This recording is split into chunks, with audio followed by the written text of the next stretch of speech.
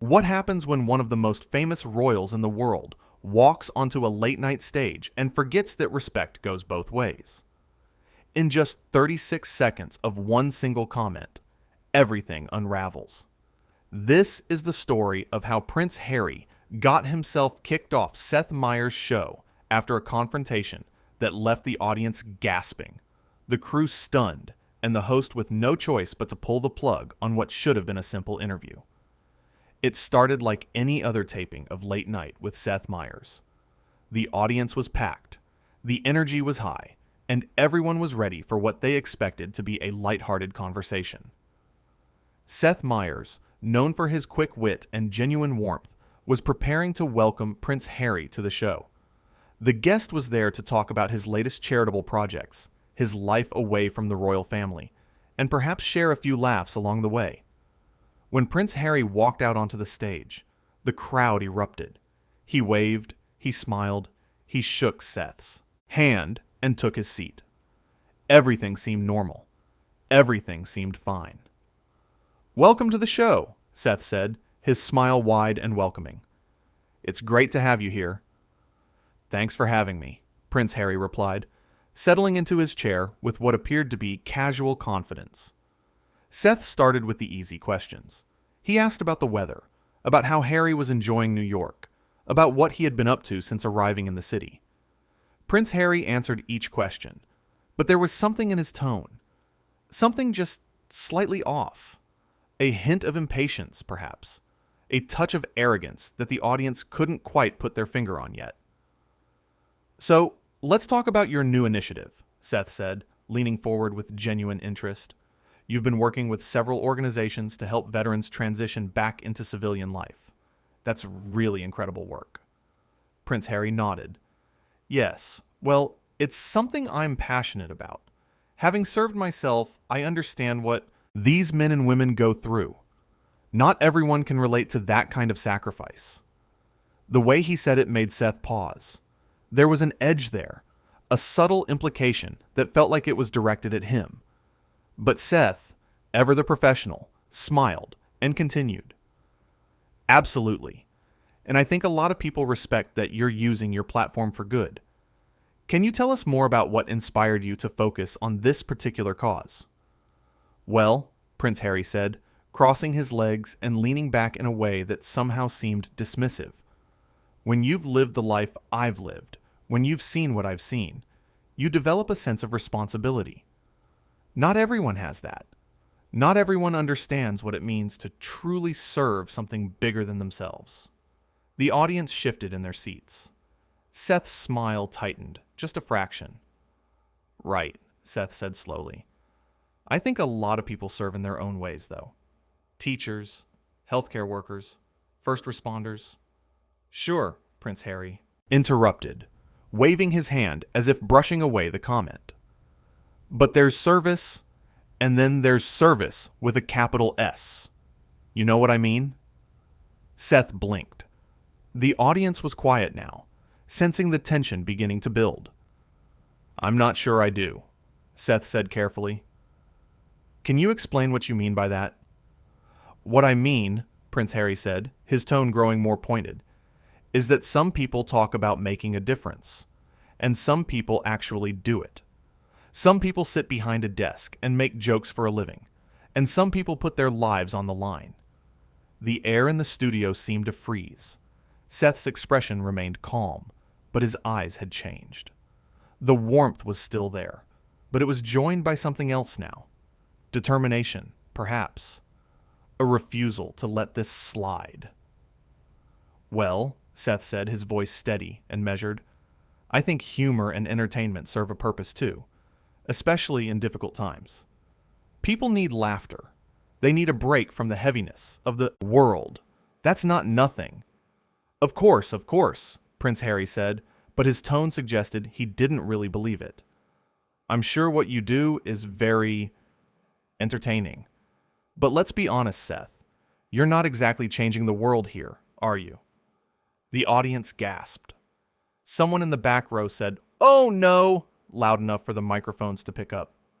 Seth sat back in his chair, studying his guest with a look that was equal parts disappointment and disbelief. "You know what?" Seth said quietly. "I never claimed to be changing the world, but I show up every night and try to give people a reason to smile. I work with a team of incredibly talented writers and crew members who pour their hearts into this show. And I respect them. And I respect our audience. And I respect my guests, even when they make it really difficult." "Are you saying I'm being difficult?"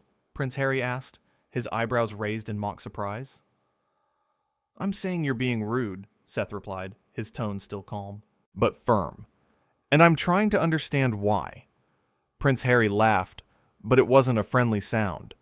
"Rude? I'm being honest. Maybe you're just not used to hearing the truth." "The truth?" Seth repeated. "The truth is that you came on this show, a show that invited you, welcomed you, and wanted to help you promote your work, and you've spent the last few minutes insulting me and what I do.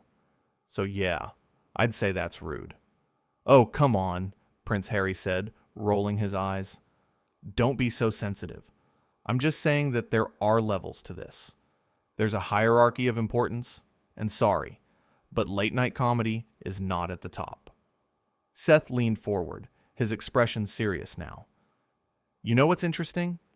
Every single guest who has ever been on this show, from Oscar winners to Nobel Prize winners to actual presidents, has managed to have a conversation without ranking themselves above me or the show.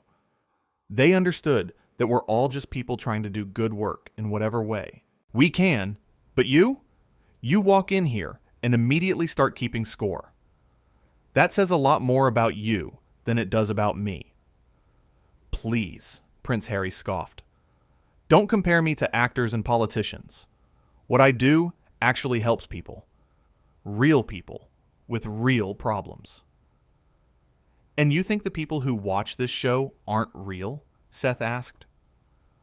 "You think the single mom who works 2 jobs and sits down at the end of the day to watch something that makes her laugh for 30 minutes isn't real? You think her problems don't matter because she's not a veteran?" Prince Harry shifted uncomfortably. "That's not what I said." "It's exactly what you said," Seth countered. "You're saying that some people's struggles matter, and some don't. Some people's work matters, and some doesn't. That's an incredibly narrow way to see the world." Seth nodded slowly. "You know what? You're entitled to your opinion, but here's mine. I think someone who truly understood service, who truly understood humility, wouldn't feel the need to rank other people's contributions. They wouldn't need to put others down to make themselves feel important." The audience began to applaud. It started small, just a few people, but it grew quickly. Prince Harry looked around, seemingly surprised by the response. "Are you seriously lecturing me right now?" he asked, his voice rising slightly. "I'm not lecturing you," Seth said. "I'm just pointing out that you're being disrespectful, and I don't think that's the example you want to set for the veterans you're trying to help." "Don't you dare bring them into this," Prince Harry snapped, pointing a finger at Seth. "You don't know anything about them. You don't know what they've been through." "You're right, I don't," Seth agreed. "But I know respect. And I know that the veterans I've met, the ones who have actually served with honor, they don't go around telling other people that their work doesn't matter. They lift people up.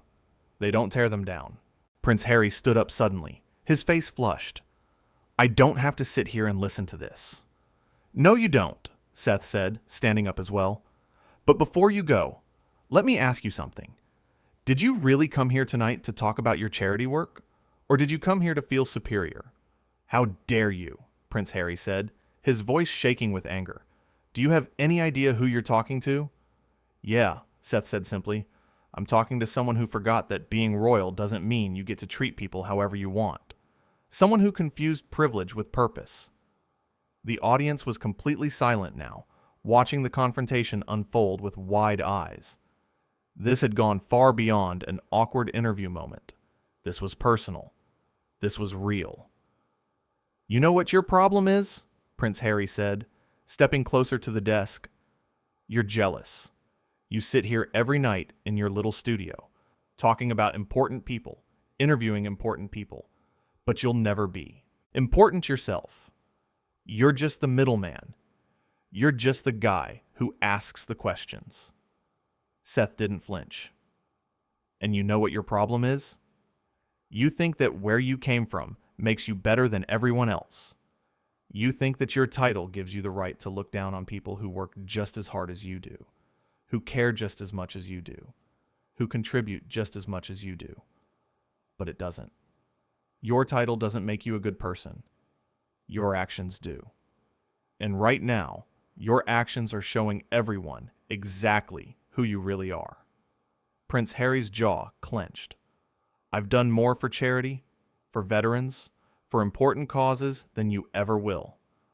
Maybe, Seth said with a shrug, but you're also doing it while acting like everyone else's efforts are worthless.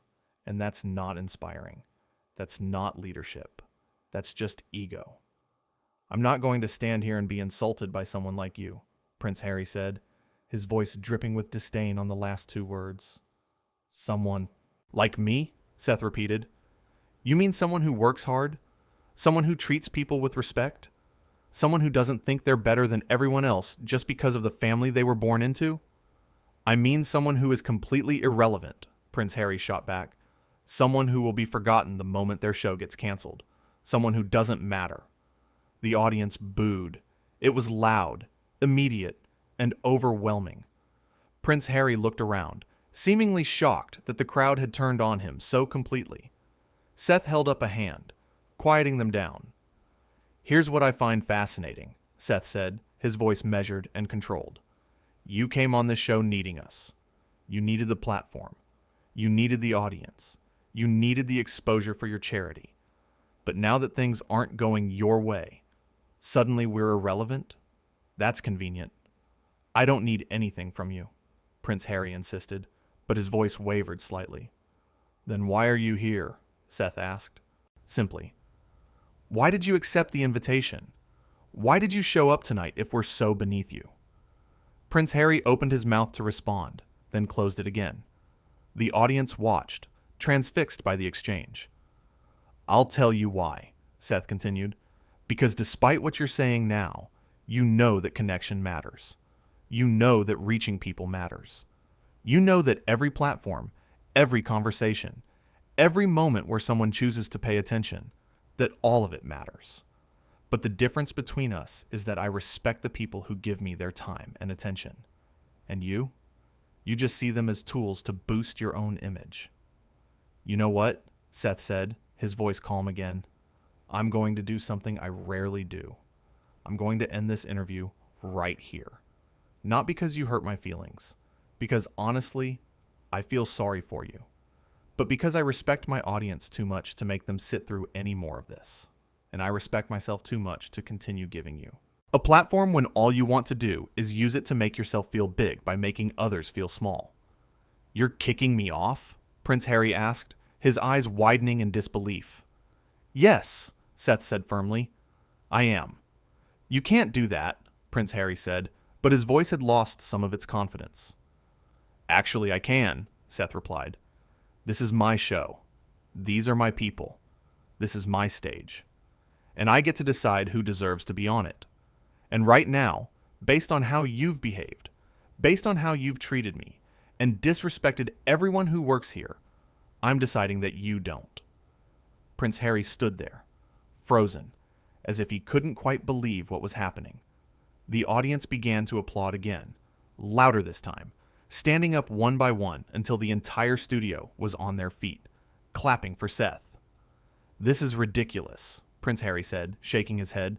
You're making a huge mistake. The only mistake, Seth said, was thinking that you'd be gracious enough to have a normal conversation.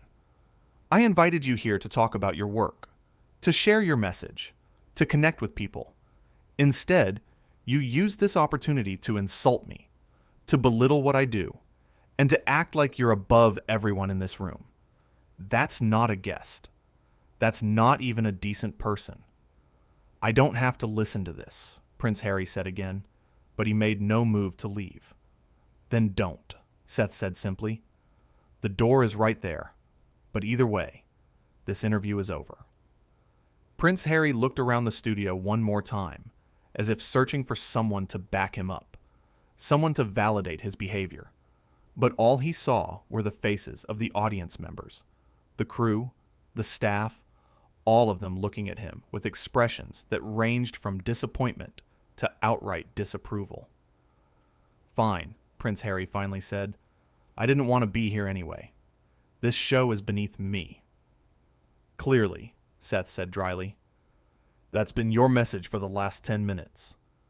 Prince Harry turned and began walking toward the exit, his posture stiff and defensive. But before he reached the curtain, Seth called out one more time. Hey, Seth said, and Prince Harry stopped, turning back slightly. I genuinely hope you figure this out. I hope you realize that being important isn't about making other people feel unimportant. And I hope that the next time someone gives you a platform to share your message, you don't waste it by being cruel. Prince Harry didn't respond. He just stared at Seth for a long moment, his expression unreadable, before turning and disappearing through the curtain. The sound of his footsteps echoed through the silent studio until finally they faded away completely. Seth stood there, taking a deep breath, and then turned back to his audience. They were still standing, still applauding, their support clear and unwavering. Well, Seth said, a slight smile crossing his face despite everything. That was not how I expected this evening to go. The audience laughed, the tension finally breaking. Someone shouted, "We love you, Seth!" And others joined in with their own words of encouragement and support. Thank you, Seth said sincerely. I appreciate that. And look, I don't like confrontation. I really don't. I'd much rather make jokes and have fun and create a space where people feel good. But I also believe in standing up for what's right. And I believe in protecting the people I work with and the audience that supports us. When someone comes here and acts like we're all beneath them, like what we do doesn't matter, like they're doing us a favor by showing up, I can't just sit there and smile and nod. That's not who I am. The applause grew louder. Seth waited for it to die down before continuing. You know, we have people on this show all the time. Actors, musicians, politicians, authors, activists, people from all walks of life. And the vast majority of them are kind, generous, interesting people who understand that an interview is a conversation. It's an exchange. It's not a lecture. It's not a chance to prove you're better than everyone else. It's just two people talking, sharing ideas, hopefully making the audience laugh or think or feel something. He paused, shaking his head slightly. But every once in a while, you get someone who doesn't understand that. Someone who thinks that their status or their fame or their background gives them permission to be dismissive or condescending or just plain mean. And when that happens, you have two choices. You can ignore it and move on, or you can address it. Tonight, I chose to address it. The audience cheered again. Seth smiled, genuinely this time. I'm not perfect, he continued. I make mistakes. I say things I regret. I have bad shows and good shows and everything in between. But I try. I try to be respectful. I try to be fair. I try to create something that people enjoy. And I think that matters. Maybe it doesn't change the world in the way that some other things do, but it matters to me. And I hope it matters to you. It does! Multiple audience members shouted in unison. Thank you, Seth said, his voice softening. That means a lot. And you know what? I still believe in the work that Prince Harry does. I believe that helping veterans is important. I believe that using your platform for good is admirable. I just wish that he understood that you can do those things without putting other people down. You can be proud of your work without diminishing someone else's. That's what real leadership looks like. That's what real service looks like. He glanced toward the curtain where Prince Harry had exited, then back to the audience. I don't know what was going on with him tonight. Maybe he was having a bad day. Maybe there's something else happening in his life that made him act that way. I don't know. But regardless of the reason, behavior like that isn't okay. And I wasn't going to pretend that it was. The studio erupted in applause. Once more, and this time, Seth let it continue for several seconds before raising his hand to quiet them down. "All right," he said, taking another deep breath. "Well, we had a whole segment planned with musical guests and everything, but given how tonight is gone, I think we're just going to call it. I want to thank all of you for being here, for supporting me, and for understanding why I had to do what I did. You're the best audience in the world, and I'm grateful for every single one of you." As the audience began to file out, still buzzing with the energy of what they had just witnessed, Seth remained on stage, talking quietly with his producer. The crew started breaking down the set, moving cameras and adjusting lights, but everyone moved a little slower than usual, still processing what had happened. One of the writers approached Seth, placing a hand on his shoulder. "That took guts," she said quietly. Seth shrugged. "It just felt like the right thing to do. I couldn't let him talk to me like that. More importantly, I couldn't let him talk about all of you like that. Like, what we do here doesn't matter." "It matters," the writer said firmly. "It matters a lot." Seth nodded, grateful for the support. He looked around the studio, at the faces of the people he worked with every day, the people who made the show possible, and he felt a surge of protective pride. These were good people, talented people, people who deserved respect. A production assistant came over with a bottle of water, and Seth accepted it gratefully. "Thanks," he said, taking a long drink. "What a night, huh?" "I still can't believe it happened," the assistant said, shaking her head. "I mean, I was standing right there. I heard every word, but it still feels surreal." "Tell me about it," Seth agreed.